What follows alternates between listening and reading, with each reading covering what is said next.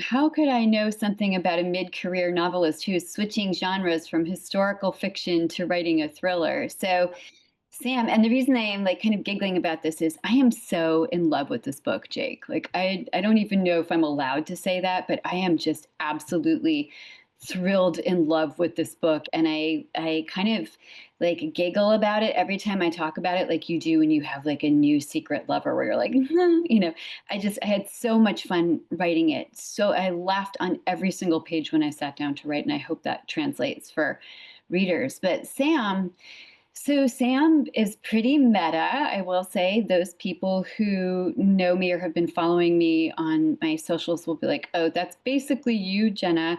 In fact, I was talking to a bookstore owner the other day, interviewing her for my company, A Mighty Blaze, and she saw my Zoom background and she said, oh, that's Sam Vetiver's apartment. And I said, how did you know that? And she said, well, I've read The Galley. And I was like, oh, I forgot the book was already out there. So Sam is a mid-career writer, and her books are beloved, but her sales are going a little flat. She's finishing her fourth book tour, and she's on contract to write her fifth book, which is about her Norwegian ancestor, and she is just not feeling it. And she's really worried that she's not feeling it because it's her emotional connection to her work that really tethers her. And while she's on tour, going to the last event of this most recent tour, she thinks, I would just give all of this up if I just had somebody to share it with. Like, this life is really wonderful and it's really hard, and I'm really freaking lonely. She's a recent divorcee, divorced about a year, and she's just really in her feels about it. And so she is just at this big crossroads in her life. And I feel like that's such a compelling place for a reader and a writer to jump into a character's predicament. Thank you. I loved writing William. He was probably the character I've had the most fun writing ever, I think. So we do in Murder Your Darlings get Sam's point of view, William's point of view, and then William has a stalker called the Rabbit, and we also get the Rabbit's point of view. And I'll talk about her by invitation in a little bit. But William, so I've always wanted to write a book about writers, but I always thought it would be cheating. For some reason, I have this, very Puritan work ethic that said your books must be as much work as possible. So you have to spend 10 years researching historical fiction before you put out a book. And I was working on some historical fiction at the same time I had the idea for Darlings. And I read Jean Hemp Korolitz's book, The Plot.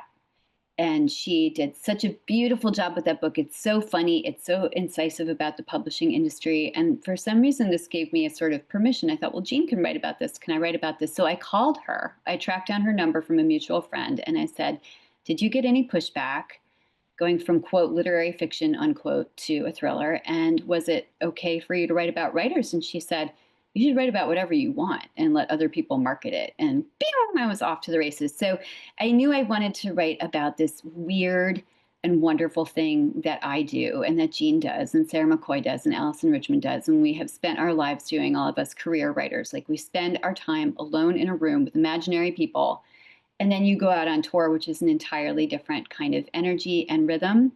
And I thought, how fun to put two career writers together, Sam, who's feeling scared and disenchanted, and William, who is stratospherically successful and has made his reputation on writing these female-centric blockbusters. Each one is a different genre, and each one has a woman protagonist, and people revere him. He has this huge fangirl following, and his nickname is the Virtuoso. So enter William writing a fan letter to Sam as she finishes her tour and saying, would you mind having dinner with me? Would you grace me with your presence? And like, boom, this whole relationship is off and running. I think most writers probably have a stalking story. There is a scene in the novel when Sam and William are at a public event and the rabbit appears, and William recognizes the rabbit who has been stalking him for years and tries to chase her down and can't catch her. And so they're talking about their comparative stalking experiences. And Sam's experience in the novel is much like my experience, where I had very dedicated super fan reader, send me information about my own house, whose address I never give. I don't post identifying details. I never post my phone number. I never post the outside of the house. I'm careful to not post license plates, numbers of any sort. And this person said, if I, don't hit traffic, I can be at your house in 4 hours and 52 minutes and like, so that kind of thing. And so you block and you block and you block and you block. I've been very lucky because I've never had anything come of this. I once had somebody mail me a nude sketch of myself of what this person thought that I looked like. It was quite a good sketch, actually. It was like the one in Titanic with Rose, saying, wasn't I dishy once? I'm like, well, I should probably keep that. But, I think what William says about this, and I think it's true, is that writers and actors invite people into their experience in this very, very intimate way. And then sometimes the reader forms a great bond with that character or with that writer. And when the book is over, if that person has some sort of fissures in the psychological foundation, they can't handle it. And they form this sort of but your mind though mindset about that creative, and I do think that that happens with writers. So probably scratch the surface, almost every writer who has some measure of success has a stalker story.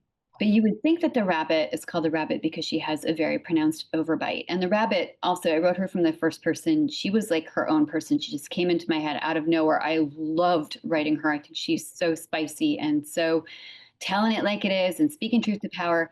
She also comes from a very underprivileged background. Like she's really poor. And when she's a kid, her mom, she's raised by a single mom who also has a lot of addiction issues and dates a lot of men. And the rabbit is locked in the closet as a kid, and they kind of sit around the gas stove as a kid trying to, wrest some heat from it. So there's no money for braces and there's no money for those kinds of fripperies. And she has a very pronounced overbite. And that is why Sam at first assumes William calls her the rabbit. That's actually not why. So, as William tells Sam, the reason he calls the rabbit is he doesn't think that she enjoys the company of many lovers. So, he wishes for her a good relationship with her rabbit, her vibrator. And Sam is like, okay, the book is very spicy. P.S., you guys, like, we're oven mitts with this one. So, the Darlings is a group that William runs in homage to his former fiance, who he lost in grad school, where he was in this writing program. William and his fiance and the rabbit, all in the same fictional MFA program at a fictional place called Harrington, which most people who've been to an MFA program will recognize. And William didn't realize when they were in that program that his original darling, his fiance, was in emotional trouble. And when she commits suicide, he's really devastated. And so he forms this writers' support group called the Darlings. It's kind of like a movable feast of support, if you will. Like he travels all over New England and all over the country, having these impromptu gatherings of writers talking about writer issues so that they can vent off this emotional steam and not follow his original darling into the darkness. Honestly, I think setting is a kind of a character. And William, I should point out, is very hot. So he's been stalked a lot. He's very wealthy. He's a very emotional writer. He writes from the point of view of women, and he's a good looking single guy, tall, with mostly his hair and still his teeth and so on. And he's at a certain age. And so he's kind of a unicorn. And he, in the opening pages of the book, comes out onto his bath mat taking a shower, and there's a reader standing there with a suitcase full of books for him to sign, and he's like, no. So he moves to this island that he calls William Island, which I think is so fun. I'm sorry. I think this book is so funny. And I had so much fun leaning into the tropes too for everything. I was like, I'm writing a thriller. I'm just going to bring it. I'm going to enjoy all the tropes. William Island is a made up island in remote rural Maine, but I did write a lot of this book at my friend Chuck Garabedian's house. So Chuck has been in my novel workshop that I teach. I used to teach for Grub Street Writers in Boston. Now I teach it on my own. And for A Mighty Blaze, I've been running it for over 20 years. And Chuck has this house in Maine on a lake, and invites the writers up, and we all congregate up there, and he feeds us and we work on our books. And so that location was really instrumental in me creating William Island. I paddleboard a lot, and there's actually an island in the middle of the lake that I thought of as William Island. So I would paddleboard out there and kind of circumvent the island and think, how would a person get here? And I was at that house in real life many times in every season. And so William Island, in the descriptions of William's very, very remote house, I kind of airlifted it to a much more remote location. But I know it in winter. I know it in spring.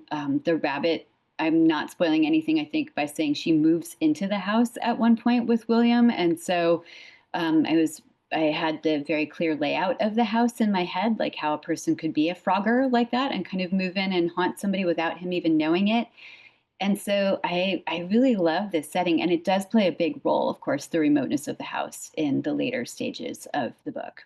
Well, I think of all of my books as standalone books, and I think that any author writing a sequel always hopes the books will be standalone as well.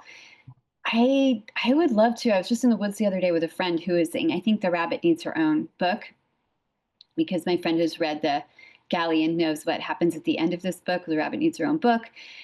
Or Sam has a best friend named Drishti, which means the spot that you look at in yoga so that you don't fall over while you're doing a difficult pose. And Drishti is really poorly named because she's actually like this really mouthy chick from like Chelsea and in Boston. She talks like this, and she's just like, get a fucking grip on yourself. Excuse me, you can like beat me out, but that everybody in this book is pretty spicy.